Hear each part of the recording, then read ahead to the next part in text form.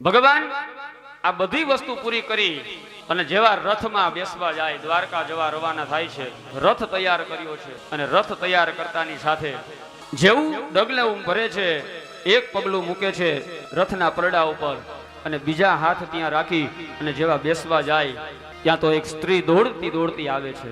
પાહી પાહી મહાયોગી દેવ દેવ જગતપતે નાન્યમ તદમ પરમ પશ્યે યત્ર મૃત્યુ પરસ્પરમ. હે ભગવાન, મને બચાવો.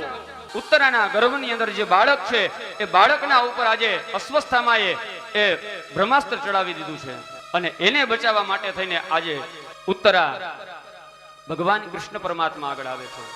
જઈ શકતી હતી સસરા આગળ, અર્જુનજી આગળ જઈ શકતી હતી, પણ નહીં. સાસુમાએ બધું સમજાવ્યું છે કે જ્યારે જ્યારે આપણને તકલીફ પડી છે ને ત્યારે આજ પરમાત્મા આપણી સાથે રહ્યો છે, માટે તને જે દુઃખ હોય ને ત્યારે તું તરત જ એની આગળ જાજે. અને ત્યારે એ ઉત્તરા આજે જાય છે ને ભગવાન કૃષ્ણ પરમાત્માને કહે છે, મને હું મરી જાઉં તો કાંઈ વાંધો નથી, પણ આ બાળક છે ને એ મરવું ન જોઈએ. અને જે સ્ત્રી છે ને એ કોઈ પણ સ્ત્રી જ્યારે ગર્ભવતી હોય ને ત્યારે એની કરતા એના બાળકની એને ચિંતા વધારે હોય છે.